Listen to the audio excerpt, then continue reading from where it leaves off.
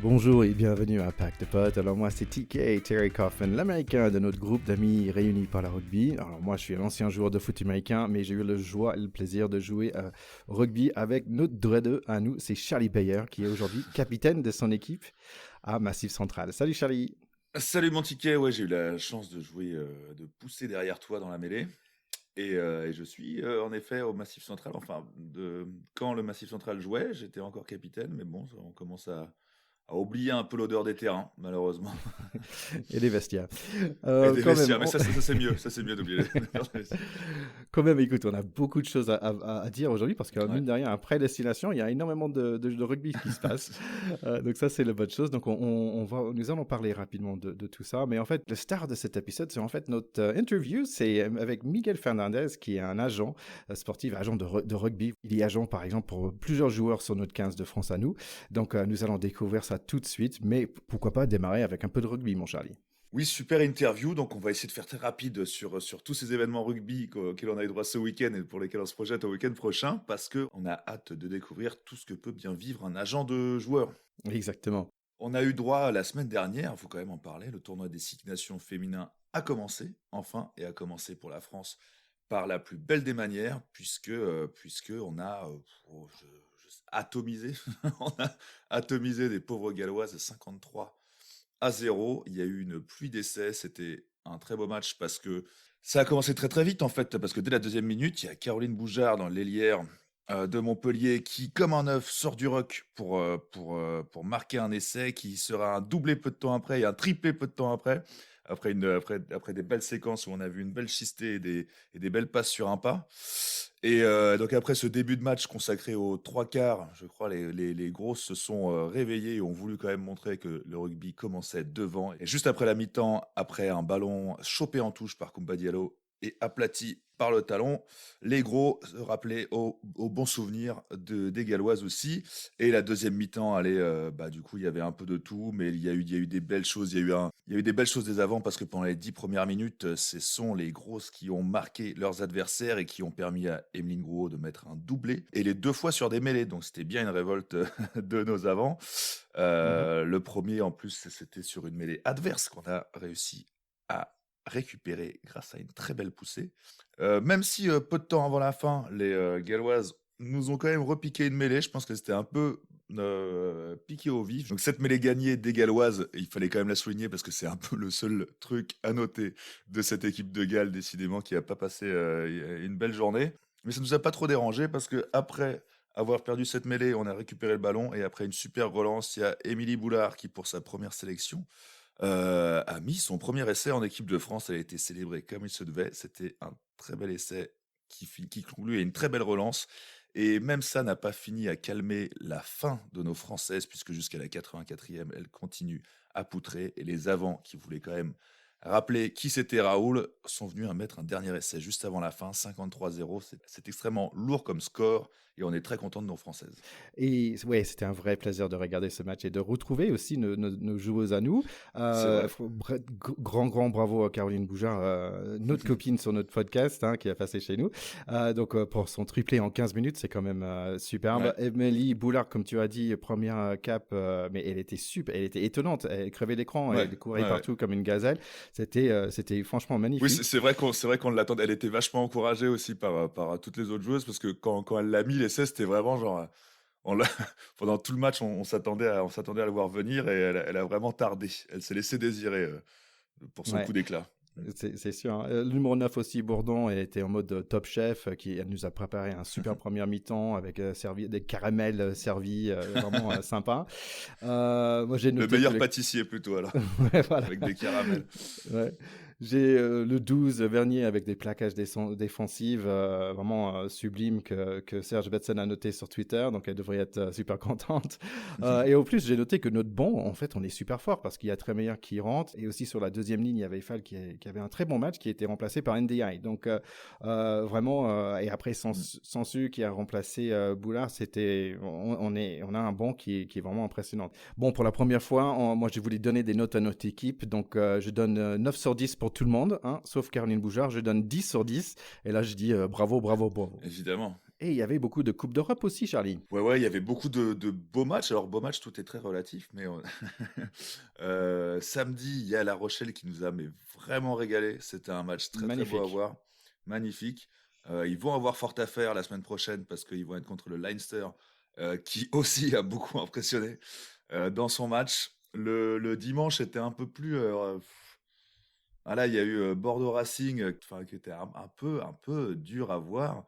Et le temps n'a pas aidé non plus notre Clermont-Toulouse, puisqu'il n'y a pas eu d'essai. C'était un match où ça s'est bien rentré dans la gueule et où il n'y a pas eu de belles envolées rugbystiques, quoi. Donc, Ouais. le spectacle était au rendez-vous samedi, un peu moins le dimanche, mais bon, pour ceux qui aiment la pâtisserie et ces gros caramels, il y avait de quoi faire quand même. Mais voilà, quoi. On est très content de ne plus, de ne plus voir de clubs anglais qui ont tous disparu ce week-end et d'avoir pour la semaine prochaine 3 clubs français sur les 4 derniers clubs en compétition. C'est très très beau. 3 clubs français et le Leinster. Ça fait plaisir de voir les clubs français à ce niveau-là après la petite mésaventure de Toulon. Voilà. Allez, nous allons tout de suite dans notre entretien avec Miguel Fernandez. Donc, Miguel est un agent sportif depuis plus de 20 ans et j'ai pensé que ça serait vraiment intéressant et d'explorer ce métier et ce monde que je connais pas de tout. Donc, aujourd'hui, il est agent sportif, notamment pour plusieurs joueurs sur notre équipe de France. Il est directeur aussi à CSM Sport et il est président des syndicats des agents sportifs, donc Interval. Il a aussi joué un peu au rugby, mais là, on va sauter directement dans la conversation parce qu'en fait, il y a tellement de choses à dire, donc on rentre directement dans la corde à la discussion.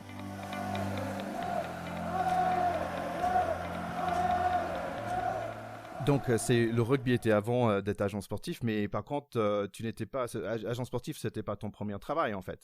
Donc, c'était quoi le parti déclencheur de ce nouveau fonction, on va dire. Alors, l'élément déclencheur, c'est que donc je jouais au rugby et j'avais une licence au stade français avec les anciens et je m'entraînais régulièrement toutes les semaines là-bas. Et je croisais sur les terrains d'entraînement les joueurs, notamment les jeunes, qui s'entraînaient le soir également. Notamment cette génération de juniors, Mathieu Blin, Pierre Rabadan, Salim Tebani, Raphaël Poulain, enfin tous ceux qui étaient champions juniors en 99. Et en 99, justement, il y a une Coupe du Monde et il y a quelques matchs qui ont lieu en France. Et il y a un match qui a lieu à Bordeaux, donc moi j'habite Paris, il y a un match qui a lieu à Bordeaux, et c'est un match commémoratif, on joue un match commémoratif en même temps que le match de la Coupe du Monde. Je crois que c'était Fidji contre le Canada, de mémoire. Et en fait, ce match commémoratif, c'est entre le Stade Bordelais et le Stade Français. Et il y a deux équipes de chaque club qui va jouer. C'est les juniors du Stade Bordelais contre les juniors du Stade Français, donc cette génération-là, et les anciens, les vieux, qui ont plus de 30 ans, etc. Un match plutôt sympa. Et ce match a lieu pour la commémoration du centenaire de la finale en 1899 entre le Stade Français et le Stade Bordelais. Donc tu vois, c'est en mémoire de cette finale qui a eu lieu 100 ans avant, on va faire un match comme ça, sympa, une petite fête entre nous. Et donc à l'époque, je prends le TGV à Paris avec toute l'équipe, les jeunes comme la mienne, et on est sur le trajet pendant les 3 heures à l'époque. Et dans le trajet, les gars me connaissent, ils savent que je suis dans le business. À l'époque, je travaille pour une banque. Enfin, j'ai fait plusieurs métiers. J'ai travaillé dans une banque, dans le milieu de l'informatique, etc. Et ils savent que j'ai une formation de juriste. Et certains viennent me voir en me disant, tiens, tu sais, on me propose un contrat pro.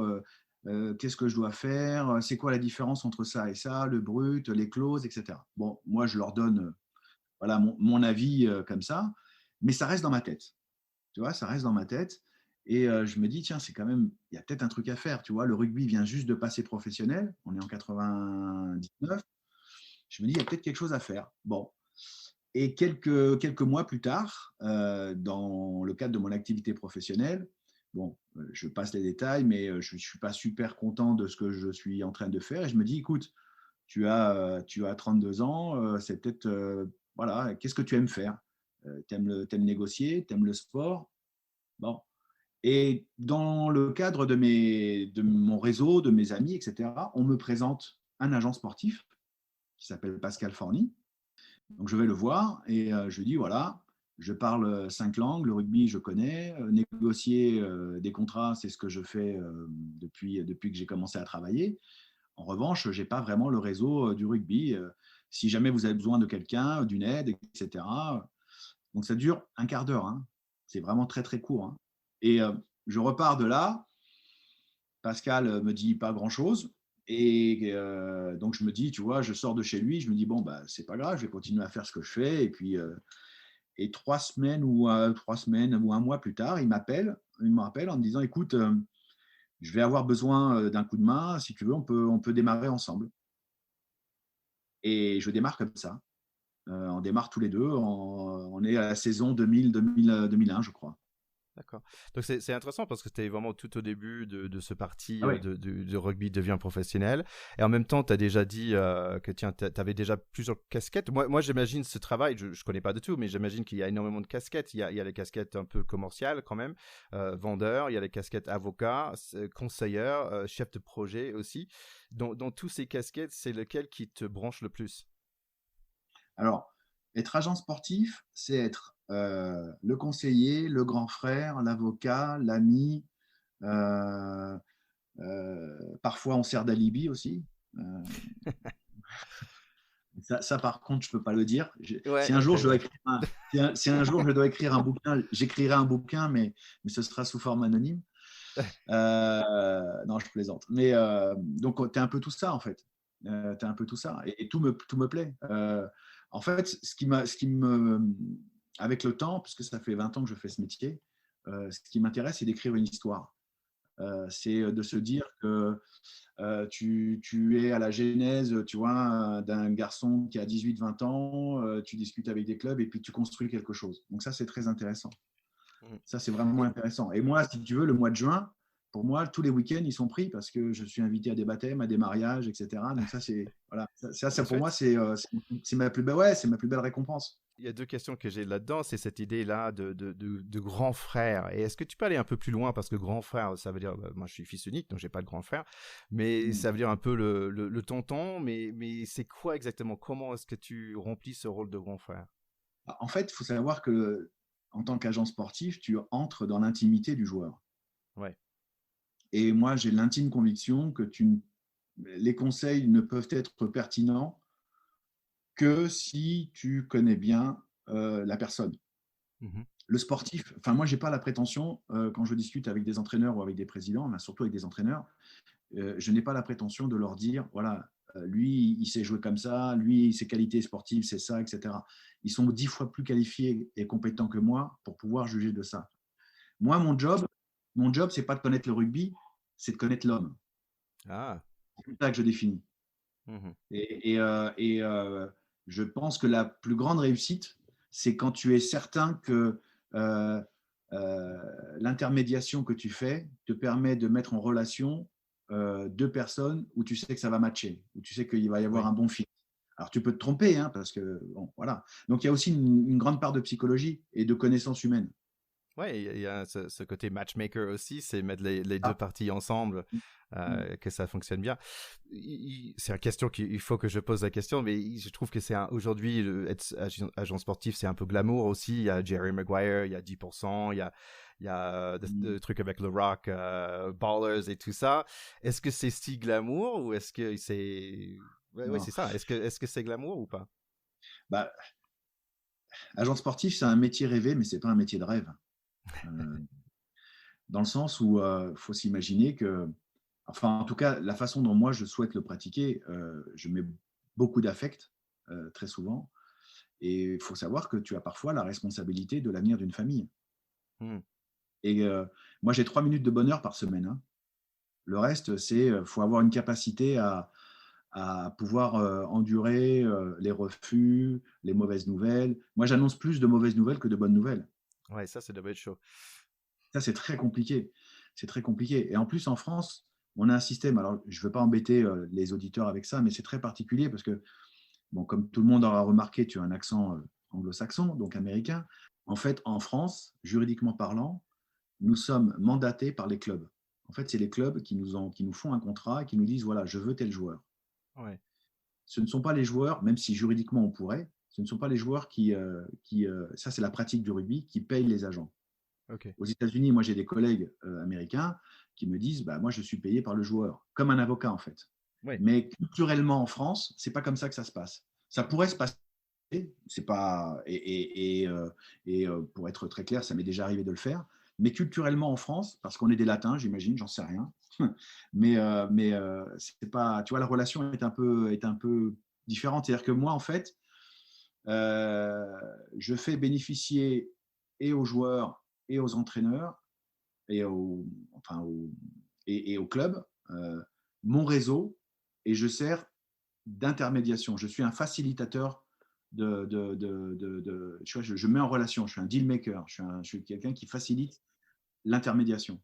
Mais qui vient d'abord dans un sens? Est-ce que c'est ton client, est-ce que c'est plutôt le joueur qui vient d'abord et après tu vas trouver le club, ou est-ce que c'est le club qui dit tiens, on a besoin de tel type de joueur? Aujourd'hui, mes clients, ce sont les clubs. D'accord. C'est eux qui me payent. Et comment tu trouves alors les joueurs? Parce qu'aujourd'hui, chacun a sa propre réputation dans ce milieu-là, mais tout le monde sait qu'aujourd'hui, CSM travaille absolument avec tous les clubs. Et ils sont D'accord. plutôt très bien vus. Donc, si tu veux, les joueurs me disent moi, je vous fais confiance pour me mettre en relation avec les clubs. Voilà. Juridiquement, hein, j'entends. Après, effectivement, il y a des joueurs qui nous font confiance depuis qu'ils ont 18 ans et ils sont en fin de carrière aujourd'hui, tu vois. Ouais. Donc, c'est quelque chose de très particulier. Hein. C'est intéressant parce qu'il y avait un moment où tu parlais de scout dans un sens où ça fait une question que j'ai. Est-ce que c'est toi qui vas dénicher le nouveau pépite dans le rugby? Tu as dit, bah non, c'est plutôt les clubs qui savent à ce niveau-là. Mais ma question dans ma tête, c'est de dire, tiens, mais ok, mais le joueur, comment est-ce que c'est lui qui vient te taper sur la porte, ou est-ce que c'est plutôt toi qui vas le chercher en fait? Alors aujourd'hui, et c'est très prétentieux de le dire, j'ai la chance où c'est plus les joueurs qui viennent me voir que l'inverse. Mais Ouais. ça, c'est très prétentieux, donc tu vas avoir des réactions horribles à mon égard une fois que j'ai dit ça, mais parce que ça fait 20 ans que je suis dans le milieu du rugby professionnel, etc., et que voilà, les gens me connaissent. Voilà. C'est normal. Ouais, mais c'est souvent, c'est un peu des deux. Hein. C'est souvent toi qui, alors soit par réseau, parce que bon, malgré tout, même si j'ai pas la prétention de connaître aussi bien le rugby qu'un Christophe Furios ou qu'un Fabien Galtier, loin de là. Bon, je connais un petit peu le rugby quand même, et je suis au moins capable de savoir, voilà, de pouvoir juger le niveau d'un joueur et surtout de voir à quel niveau il peut évoluer. Parce que c'est toujours pareil. C'est un sport collectif, donc par définition, c'est toujours assez compliqué de pouvoir transposer quand tu prends un joueur vers quel niveau il peut évoluer. Quoi. Mhm. C'est difficile. Parce que même les entraîneurs se trompent. Tu as les entraîneurs qui disent ouais, ce joueur-là, il passera jamais le cap, il sera jamais en top 14. Et puis tu t'aperçois que le type, non seulement il est en top 14, mais il est en équipe de France. Ça ne veut pas dire que l'entraîneur était mauvais, ça veut dire qu'à ce moment-là, avec tous les critères objectifs d'évaluation qu'il avait, voilà, le joueur n'avait pas le profil pour avoir ce niveau-là. Et puis des fois, tu as des facteurs déclenchants chez les joueurs, une hygiène de vie, un aspect psychologique, etc. Donc, voilà, c'est multifactoriel. On travaille sur de l'humain, donc c'est très compliqué. Il n'y a pas de, tu sais, il y a pas de critères où tu remplis, où tu sais, tu dis voilà, ça c'est fait, numéro 1 c'est fait, numéro 2 c'est. Non, on n'est que dans l'humain. Quoi. Ouais, c'est très intéressant parce que dans ma tête, j'aurais dit, bah tiens, c'est vraiment dans le contrat, un peu dans le deal en fait. Parce que je sais que bah, je pense que dans cette industrie, c'est quand même assez compétitif, je l'imagine. Hein. On peut très vite taper the best agent et on voit tout un chiffrage et ça va très haut en fait. Mondialement, j'étais assez surpris en faisant un peu de recherche. Mais avant d'aller là, en fait, je suis intéressé dans cette idée de win-win. En fait, c'est un win-win-win. Dans ma tête, au début, c'était toi qui travaillait plutôt pour le joueur, pour trouver le meilleur contrat avec le club. Mais en fait, finalement, c'est un win-win-win entre le club, le joueur et toi. C'est exactement ça. C'est exactement ça. En fait, c'est une connexion de trois parties, en fait. Et c'est ce qui rend la version française de l'agence sportif du rugby hyper intéressante. Et atypique? Ouais, ouais. Mais c'est très lié à la mentalité française, je pense. Même si ça évolue, hein, et je pense que demain, c'est plus difficile, si tu veux, pour un joueur de payer son agent. Il considère que c'est au club de le faire. Voilà, Ok. c'est très. Alors toi qui es américain, ça peut te choquer, mais Mais oui, c'est marrant parce que si on parle aujourd'hui, des jeunes joueurs de basket, par exemple, ils ont 19 ans, ils sortent, ils gagnent, je sais pas, 10 millions, 20 millions de dollars par an. Et en fait, ils sont un mm, brand déjà à 19 ans. ouais, Et je trouve qu'en rugby, c'est assez marrant parce que c'est, même au foot américain, bah, ok, foot américain, ils vont être quoi, 20 ans quand ils commencent à jouer. Mais je trouve que rugby, on est junior jusqu'à assez tard, en fait, jusqu'à 21, 22 ans. On est jeunes joueurs à 21, 22 ans, ou basket, NBA, on a déjà, ou même foot, hein, on a déjà 3, 4 ans d'expérience de très haut niveau. ouais, Donc, et ouais. même à ces jours-là, ils ont déjà cet aspect de brand. Est-ce que on voit ça, on commence à voir ça, Non. ce branding des joueurs en rugby? Pour répondre à ta question, non, ça, c'est pas une tendance d'être une marque en fait. Tu vois, Mm. ça vient plutôt sur le tard. Et d'ailleurs, tu verras qu'il y a très peu de communication commerciale, publicitaire sur des joueurs de rugby. Il y en a très très peu. Euh, Parce que je pense que le rugby, c'est avant tout un collectif. Donc, on supporte difficilement la mise en avant individuelle. Mais ça, c'est culturel. Oui. Et puis, il faut savoir, si on veut faire un peu d'histoire sur le rugby, il a été. Bon, il y a la légende et le mythe de Webb Ellis qui a pris le ballon, etc., au collège rugby, mais la réalité, les faits, c'est que le rugby a été créé par un monsieur qui s'appelle Thomas Arnold, qui était directeur de proviseur du collège de rugby en Angleterre. Et quand il a créé le rugby dans un contexte qui était économique difficile, on est dans le développement industriel, la jeunesse est très violente, etc. Il prend le rugby comme un outil éducationnel. C'est-à-dire qu'il se dit, qu'est-ce que je peux faire pour éduquer ces jeunes-là? Et il entend parler de Webb Ellis, etc., de cette légende. Et il se dit, tiens, ça peut être une idée. Le football existe déjà, mais le rugby, non.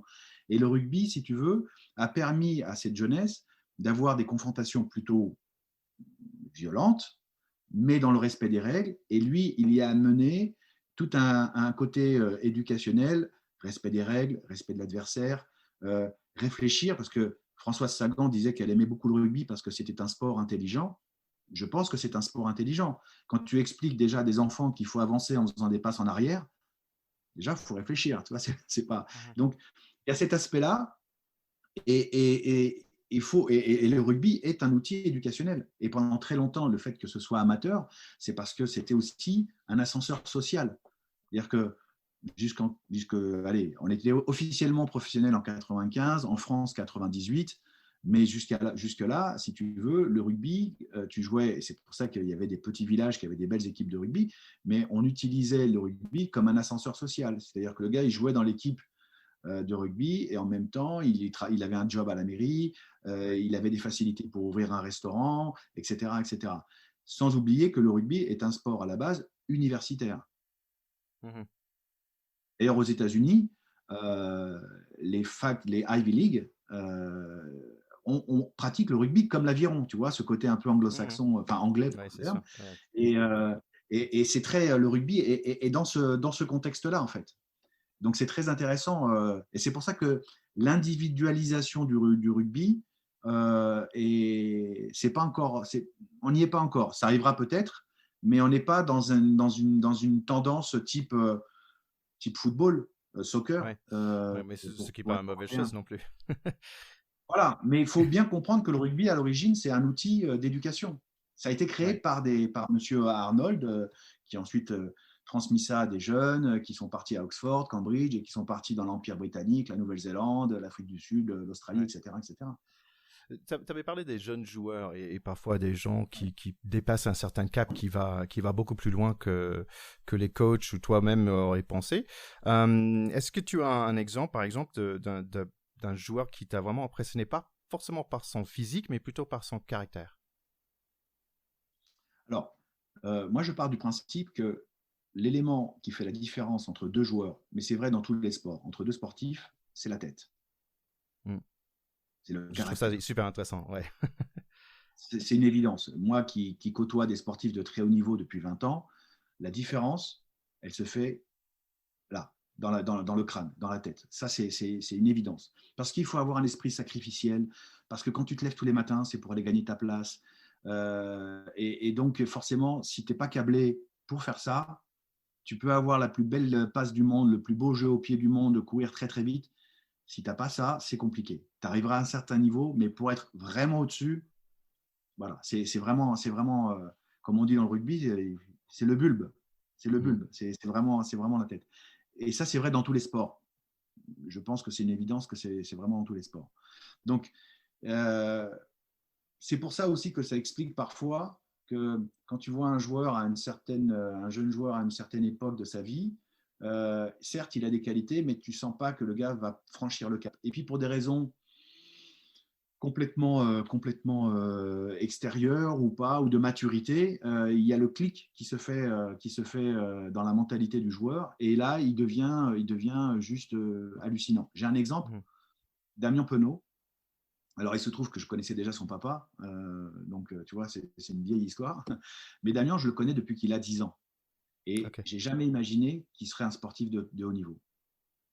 C'est un garçon hyper actif, d'une gentillesse, etc. Incroyable. À telle enseigne, c'est que même quand il était au centre de formation de Brive, les mecs, ils hésitaient, quoi. Ils se disaient, je ne suis pas sûr qu'il passe le niveau, etc., etc. Et puis, voilà, quand il est arrivé à Clermont, quelque chose s'est passé, et puis il est devenu ce qu'il est aujourd'hui, quoi. À l'inverse d'un Antoine Dupont, tu sais depuis qu'il a 14 ans qu'il est fait pour ça. Oui, ok. C'est juste une machine de guerre, un garçon extrêmement intelligent, avec un mental mais hallucinant. Voilà, et c'est ça qui est rigolo, parce que effectivement les carrières évoluent parce qu'encore une fois, on ne travaille que sur l'humain. Ouais, c'est super intéressant. Quand tu travailles avec un club, par exemple, tu dis, ok, c'est les clubs qui te payent, mais c'est le joueur que tu es vraiment en confiance avec les joueurs aussi, parce que c'est leur avenir, en fait, que tu as d'entre les mains. Mais en fait, c'est avec qui que tu négocies, en fait, dans un club? C'est avec le coach? Alors, il y a deux niveaux de discussion. Il y a la discussion, on va dire, un peu technique, enfin même complètement technique, et de besoins exprimés par le staff technique, donc l'entraîneur, le manager, etc. Et généralement, les négociations financières se font avec soit le président, soit le directeur général, suivant l'organisation du club. Donc, tu as deux niveaux de discussion, en fait. D'accord. Et est-ce que tu as droit, parce que tu connais, donc tu dis avec CSM, tu travailles avec tous les clubs, est-ce que tu as droit d'être fan, en fait, d'un club en particulier? Non. T'habites à Bordeaux quand même, non? T'as pas un petit J'habite à truc pour Bordeaux Bordeaux? et j'ai porté le maillot du Stade Français. Donc, t'imagines? Ouais. C'est pas droit, alors. Mais tu sais, pour l'anecdote, moi, il m'est arrivé plusieurs fois d'assister à des matchs, d'être dans les tribunes et d'avoir les deux présidents, l'un à droite, l'un à gauche. Et moi, j'applaudis à chaque fois. Yeah, ouais. Bien joué. J'applaudis à chaque fois et je suis content, etc. Mais non, j'ai pas de préférence. Après, il y a une réalité qui est purement business. Il y a des clubs avec lesquels c'est plus facile de travailler, avec lesquels tu es plus en confiance. Mais ça, c'est vrai dans toutes les industries. Oui, c'est les relations personnelles aussi, ouais. Ouais, c'est pas une préférence affective, c'est juste une facilité à travailler avec une organisation. Il y a des organisations pour lesquelles c'est plus compliqué de travailler parce qu'ils sont plus méfiants à l'égard de ton métier, parce qu'ils ne te connaissent pas bien, etc. Il y en a d'autres avec qui c'est plus simple, c'est plus fluide. En fait, donc on a parlé un peu de joueurs, on a parlé aussi un peu de clubs, et en fait, ce que je trouve assez marrant, c'est que quand je compare à moi, à mon expérience américaine, en fait, nous, on connaît, on va dire, les salaires de tous les joueurs dans tous les sports, en gros. C'est hyper connu. C'est genre, en fait, c'est un parti de discussion. Si tu es fan du Lakers, tu sais très bien que LeBron, il gagne 37 millions. Après, tu ajoutes Anthony Davis, mais après, tu n'as plus de sous pour avoir d'autres joueurs. Et le foot américain, c'est le même truc. On a la salary cap et tout, mais attends, si on donne à Tom Brady, je sais pas, 15 millions d'euros par an, on n'a plus rien pour payer des autres. Et c'est vraiment en partie intégré des discussions en tant que fan. Et est-ce que ce contrat, c'est un bon contrat ou pas? Et je trouve qu'en rugby, je connais rien, en fait, sur ce système de contrat, combien ils gagnent, c'est quoi le montant global. Est-ce que c'est normal? Est-ce qu'on va dans cette direction? Est-ce que c'est une bonne chose ou pas? Je sais pas. Alors, ça, c'est très intéressant parce que tu parles avec ta culture américaine. En France, mais quelle que soit l'industrie, on ne parle jamais de salaire.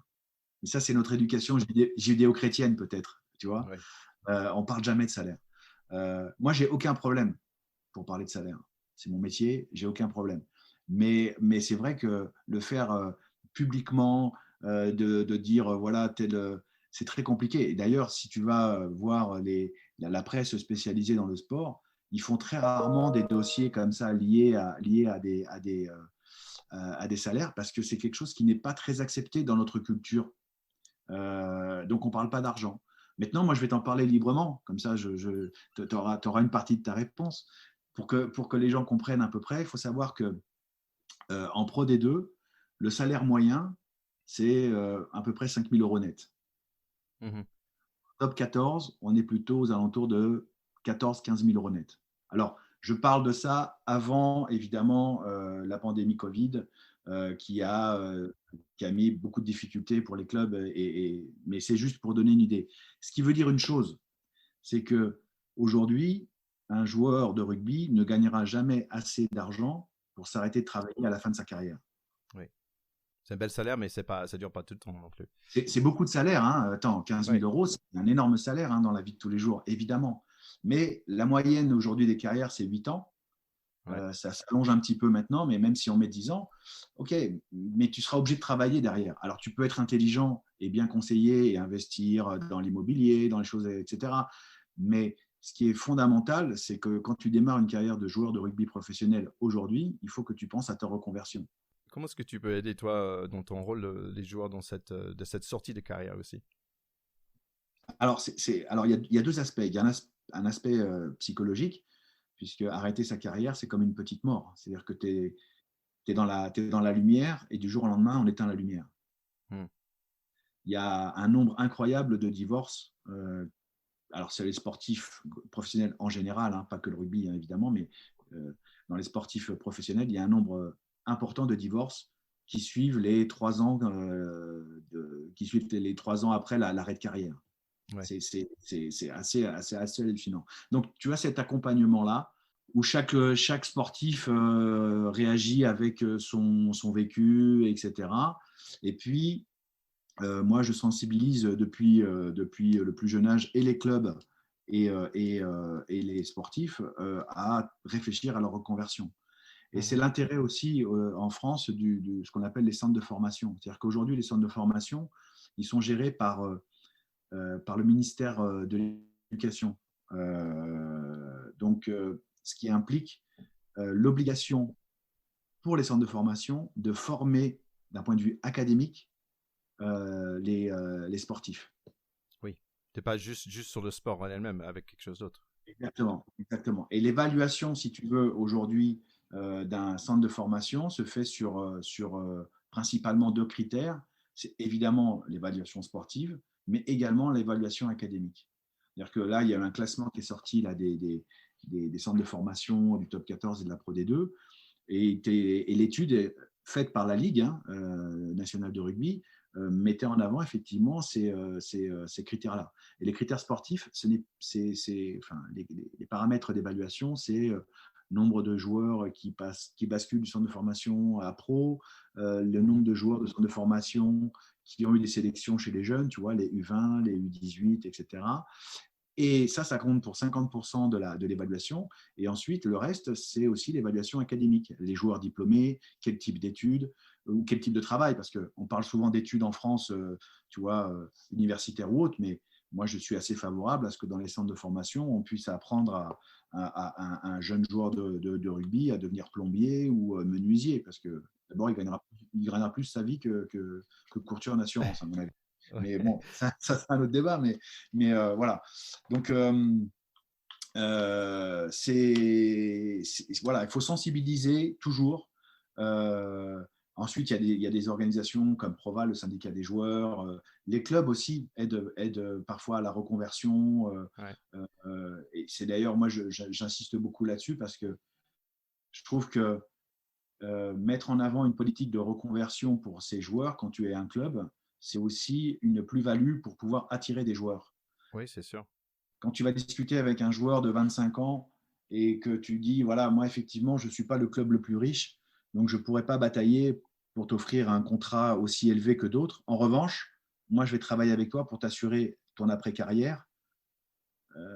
C'est un discours qui est très pertinent. Oui. C'est un discours qui est très Oui. pertinent. Ça peut être une vraie stratégie pour la part des clubs. Je trouve qu'en France, on a beaucoup plus de joueurs internationaux aussi, qui viennent ici, des Anglo-Saxons, des Nouveaux-Zélandais qui arrivent et tout, par rapport à avant, où je trouve qu'il y avait beaucoup plus de Français qui partaient en Angleterre, où c'est plus vraiment le cas depuis 10 ans. Depuis Chabal, en fait, c'est la dernière j'ai l'impression, c'est la dernière qui allait là-bas. Vous avez travaillé ensemble, non? Oui, absolument. Ah, ok. J'ai eu ce bonheur-là. Ouais.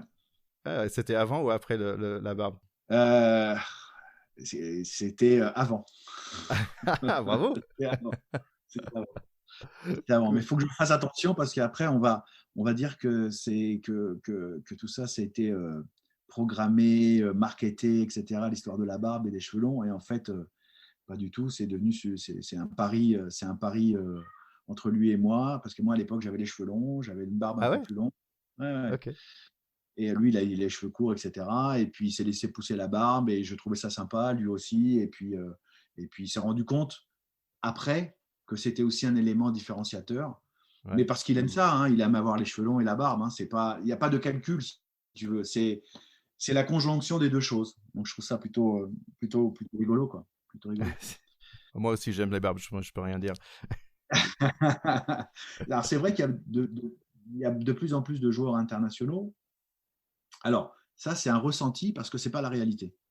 Ah, ok. Statistiquement, statistiquement, il y a de moins en moins de joueurs étrangers parce que réglementairement, depuis 10 ans, je pense, j'ai plus la date en tête, mais tu sais, il y a une réglementation, ce qu'on a appelé les GIF, c'est-à-dire les joueurs issus de la formation Oui. française. Alors, ce n'est pas une réglementation liée à une nationalité, parce que ça, c'est interdit par la loi. Tu ne peux pas faire une discrimination liée à une nationalité en France, en droit français. Mais c'est lié à la formation. Et c'est quelque part, c'est pour récompenser la formation que l'on donne priorité à ces joueurs-là. Donc, tu as des joueurs sud-africains, fidjiens, qui ont le statut GIF parce qu'ils sont venus très jeunes en France et qui peuvent, dans les centres de formation, et ils peuvent bénéficier de ça. D'ailleurs, pour que les gens comprennent bien, le statut de GIF, donc de joueur issu de la formation française, s'acquiert de deux façons. Soit tu as passé 3 ans dans un centre de formation, Mhm. soit tu as 5 ans de licencié auprès de la Fédération française de rugby. Typiquement, les frères Armitage, Dylan et Stephen, eux ont le statut GIF parce que leur papa, professionnellement, était à Nice à l'époque et ils ont joué au rugby très jeune, à 10 ans, pendant 5 ans, dans un club affilié à la Fédération française. Donc, ils ont le statut GIF, tu vois, même s'ils sont partis à l'étranger après. Et tu as des joueurs comme Raka, je crois, qui a fait 3 ans de centre de formation à Clermont-Ferrand. Donc, il a le statut GIF. Et à l'inverse, c'est là où peut-être la limite du système, tu as des joueurs français internationaux Mhm. qui n'ont pas le statut GIF. Par exemple, Jérôme Thion, immense joueur, deuxième ligne de Biarritz, Ouais. etc. Il n'a pas le statut GIF parce que son centre de formation, lui, c'était pas du rugby, c'était du basket. Ah oui. Il a joué au basket et après, il a basculé. Il devait avoir 21 ou 22 ans, je pense. Donc, il n'avait pas fait ses 3 ans. Donc, il n'était pas qualifiable comme. Et pourtant, il joue pour l'équipe de France, etc. etc. Ouais, Tu vois. c'est fou, ouais. Et demain, il peut y avoir un autre cas avec un joueur qui est très jeune, qui a signé au Stade Toulousain, qui s'appelle Thibaut Flamand, qui lui a vécu en Belgique parce que son Mhm. père travaille là-bas. Donc, il n'a jamais joué pour un club français. Il est trop vieux pour être dans un centre de formation. Et si demain, il joue pour l'équipe de France, ben, il n'aura pas le statut GIF. Interesting. Et là, à Toulouse, il n'a pas le statut GIF. Huh. Et là, on a parlé un peu des joueurs, on a parlé un peu des équipes aussi. Et après, j'imagine le troisième groupe dont on travaille aussi, c'est la relation avec les sponsors. Et Ouais. est-ce que tu peux partager ou donner un exemple pour toi, un de tes meilleurs projets avec un sponsor? Alors, meilleur, tout est relatif, mais celui qui m'a le plus amusé, c'est la campagne Poker Star avec Sébastien Chaval. Ok. Alors, je ne sais pas si tu te souviens, il avait fait toute une série de pubs où il était déguisé en différents personnages, etc. Ouais, ok. Voilà. En plus, c'est un joueur de poker, Sébastien Chaval. Il aime jouer au poker. J'ai joué plusieurs fois avec lui au poker. Et voilà, c'était une campagne qui était assez drôle. Il y a eu Après, c'est très formaté dans le rugby, hein. Généralement, c'est le sponsor, c'est l'équipementier, Adidas, Nike, Reebok, Puma, tu vois, c'est très formaté, donc il n'y a pas vraiment de grande campagne là-dessus. Mais... Ouais, ouais. En fait, pour ton métier, et pour le Ouais. monde de rugby et tout ça, il faut que le marché, entre guillemets, bon, j'ai fait mes études un peu dans le marketing, donc pour que ça fonctionne pour tout le monde, il faut que le marché grandisse, en fait. Il faut qu'il y ait Ouais. du plus grand marché. J'ai fait un entretien avec Amric Marshall, qui était ancien journaliste à l'équipe. Il disait quand même, ça reste un peu un sport régional en France, presque. Vraiment dans le sud, pas beaucoup dans le nord, il n'y a pas d'équipe à Lille, il y a Ouais, des bien grandes sûr. villes où il y a pas d'équipe. Et pour toi, en fait, ça va t'aider, toi aussi. Qu'est-ce que le rugby a besoin de faire aujourd'hui pour un peu augmenter, on va dire, pour grandir? Alors, déjà, pour illustrer ce que tu viens de dire, comme quoi c'est un sport régional, je vais parler à une jeune génération qui va vite comprendre et qui va vite comprendre qu'effectivement, le rugby est un sport régional. Les jeux vidéo, il y a un jeu vidéo de rugby qui est absolument pas développé. Pourquoi? Parce que la population qui joue au rugby, elle est minime. Donc, l'investissement fait par le développeur est beaucoup trop cher par rapport au retour, à l'inverse du football américain, du basket, du baseball, etc., où la population est immense. Donc ça, c'est pour bien comprendre que c'est vraiment un sport régional. Euh, Bien comprendre aussi que si tu veux être professionnel de joueur de rugby, il y a deux endroits, hein. C'est la France et le Royaume-Uni, hein. En Europe, hein, je parle. Donc, tu vois, c'est très limité, à l'instar du football, où tu peux être professionnel en Belgique, en Suisse, en Argentine, aux États-Unis, etc., etc. Bon. Donc, on est tous d'accord. Moi, j'ai l'intime conviction que le rugby aujourd'hui doit avoir deux axes de développement. Un Ok. axe de développement géographique. Alors, d'un point de vue territoire, en France, mais pas que. On peut parler de l'Europe. Faut faire venir des Allemands, il faut faire venir des Belges, il faut faire venir des Espagnols, des Tchèques, des Russes, etc. Même si ça existe, les fédérations existent, mais il faut développer de plus en plus de confrontation, si tu veux, entre le très haut niveau destination et ces pays-là. Ça arrive, mais ça va prendre du temps. Et je pense qu'un des éléments qui va développer le rugby à l'international, c'est le rugby à 7. Ah, ok. Le rugby à 7, c'est vraiment l'outil qui va permettre de faire de développer le rugby sur la planète. J'en veux pour exemple, alors ça va te concerner en tant que citoyen américain, euh, les Américains n'ont jamais été aussi forts au rugby à 7 depuis que le rugby à 7 est devenu olympique. Oui. Pourquoi? Parce qu'il y a une médaille à gagner, il y a un pays à défendre, et là tu mets tous les moyens. Ouais. Et on oublie que les seuls champions olympiques du rugby, ce sont les Américains. Ah bon? Oui, ils Je ont savais gagné en pas. 1900. Tu ne savais pas? Ah en, oui! 1900 en 1920 à 1924. C'est eux qui ont gagné. À l'époque, le rugby à 15 était olympique et les deux fois, en finale contre la France, ils ont gagné et ils sont champions olympiques. Oui, c'est vrai, il y avait une grande histoire, c'était à Colombes, il me semble, où j'habitais. Il y avait grosse bagarre, en fait, finalement, c'est pour ça que Le rugby les est plus Olympiques, olympique après. ils ont dit non, on arrête ça parce que c'est qu'un bagarre générale, D'accord. quoi. D'accord. Ouais. Oui, c'est vrai, j'ai Donc, oublié. effectivement, à l'échelon planétaire, il y a développé les échanges entre les différentes fédérations et organiser des compétitions pour faire monter le niveau euh, des Allemands, des Belges, des Géorgiens, même s'il existe déjà, attention, hein, mais Hmm. tu vois, pour qu'il y ait une vraie émulation, pareil en Amérique du Sud, pareil en Afrique, etc., etc. Et après, si on regarde un côté franco-français, quand tu regardes la géographie des clubs, on est très, très sudiste. Oui, Donc, je pense qu'aujourd'hui, et c'est ce que fait la fédération, hein, ou la ligue, il faut effectivement développer culturellement le rugby dans des régions où on n'existe pas. Donc, effectivement, aider développement, le rugby. Alors, tu vois, il y a le projet de Vannes qui est super intéressant. Il y a eu un moment Strasbourg, il y a eu un moment Lille, mais ça n'a pas encore pris. Donc, il faut, à mon avis, continuer là-dessus. Et un deuxième élément, alors ça, c'est vraiment pour développer le rugby, mais il y a un deuxième élément qui s'adresse au public, c'est qu'est-ce que l'on fait aujourd'hui au rugby pour faire en sorte que ma fille et mon épouse regardent un match de rugby à la télé ou aillent dans les stades.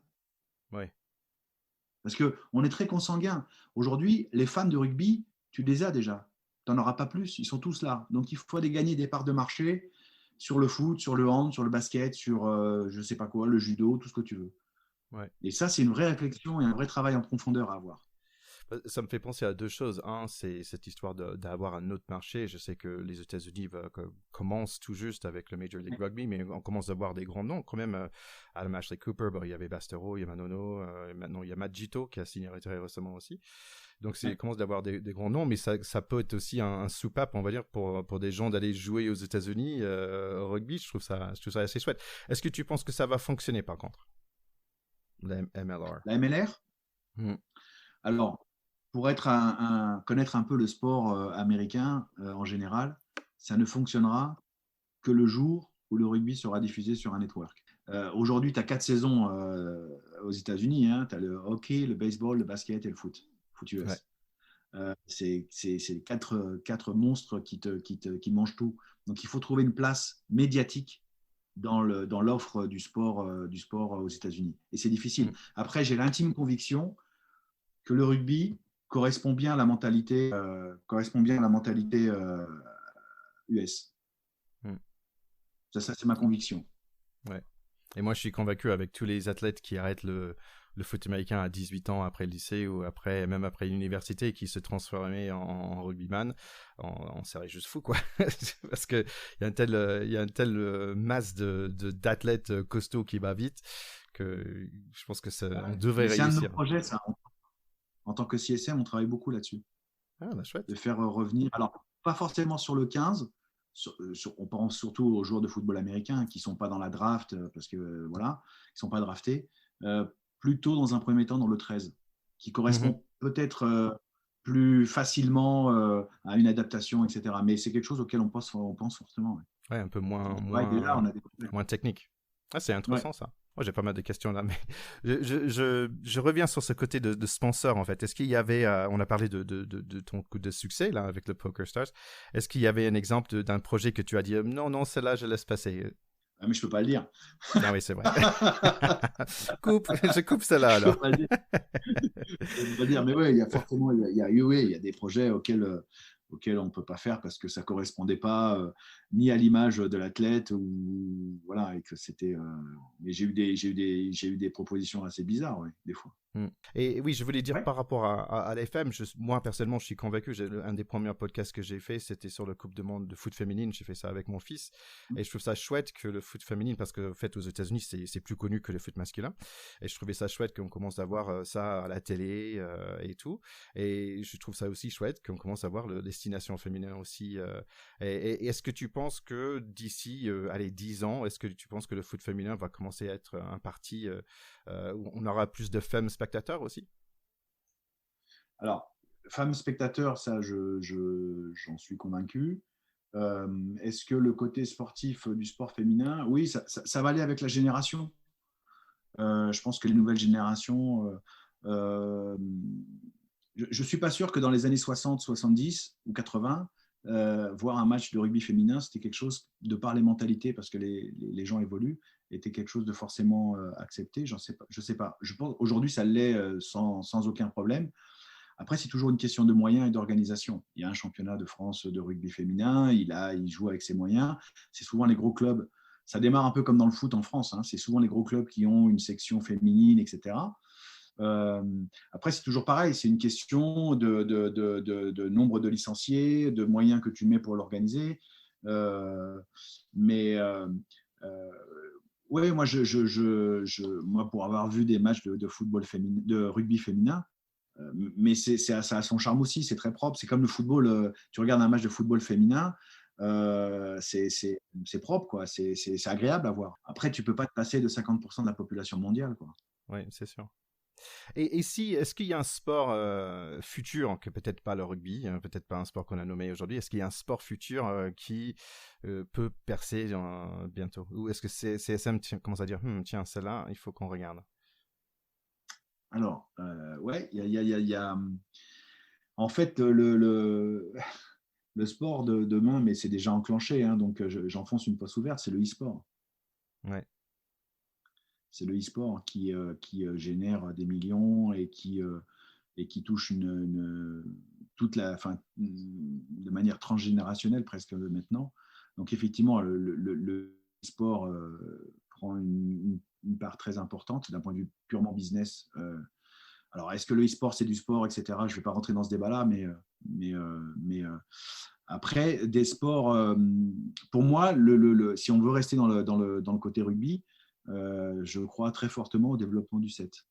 Et je D'accord. pense que demain, il faudrait, c'est déjà un peu le cas, bon là c'est un peu particulier dans cette période pandémique, mais tu vois, créer un championnat de clubs. Moi j'avais même imaginé, si tu veux, de dire qu'avant tu vois, la plus grande affiche du top 14, qui se joue le samedi à 21h, eh bien, la journée qui précède, tu vois, tu commences à 10h du matin, tu fais toute une journée du championnat à 7, où tu as tous les clubs qui arrivent, parce que comme c'est Ouais. des formats très courts, voilà, moi, je pense que le 7, d'abord, est utile pour le rugby à 15, dans le développement personnel et technique du joueur, tout simplement.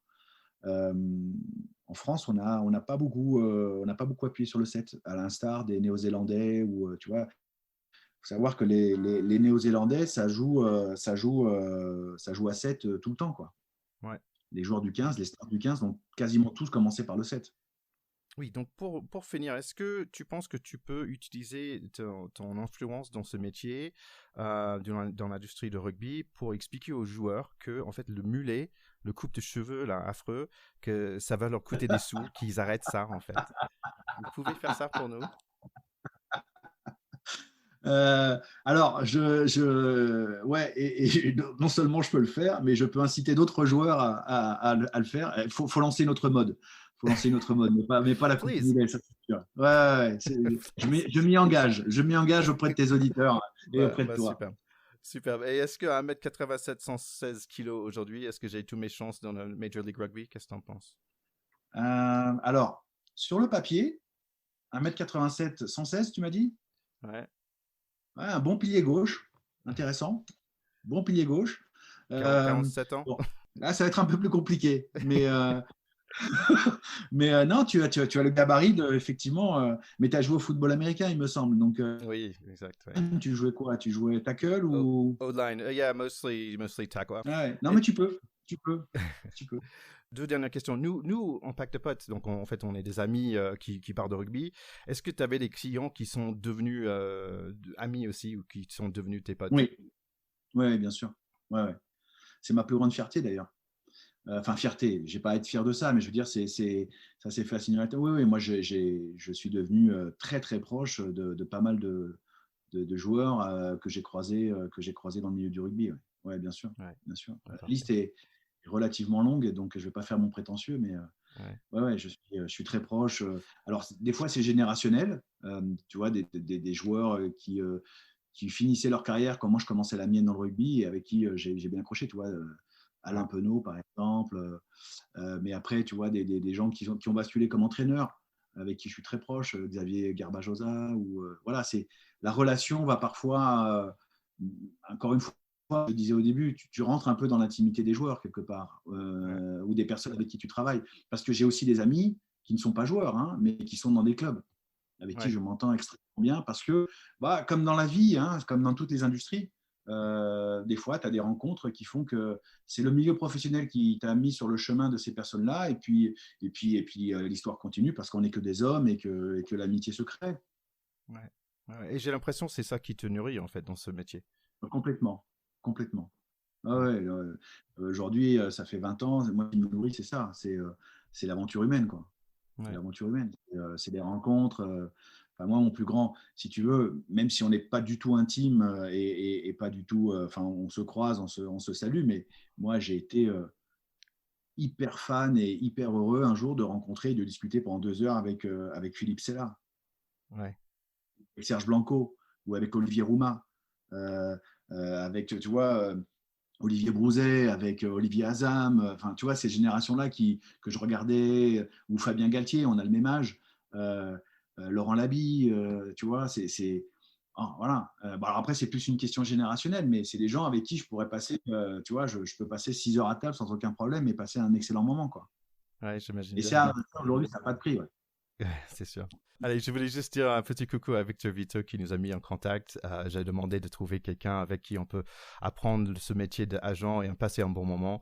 Et franchement, Miguel, j'ai passé un bon moment avec toi. Je te remercie beaucoup d'être C'est là. pareil, et Victor Vito est le résumé de ce que est le rugby et de ce qu'il doit C'est être. sûr. C'est une belle personne en étant un joueur exceptionnel. Je vais même aller plus loin.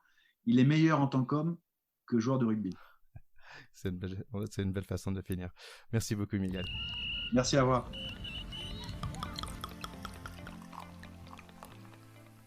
Donc écoute, franchement, j'ai passé un très très bon moment avec Miguel. Je pense que vous pouvez entendre, j'aurais pu passer 2 heures de plus avec lui. Quelqu'un vraiment, vraiment charmant, très, très humain vraiment, et très famille aussi. Je peux comprendre pourquoi des joueurs ils viennent vers lui pour être son agent parce que vraiment c'est quelqu'un de très chaleureux et il donne beaucoup de lui-même. Donc j'ai dit grand merci à toi Miguel d'être passé sur notre émission. En effet, c'était une super interview avec un mec qui a l'air excellent. On voit que vous avez passé un bon moment.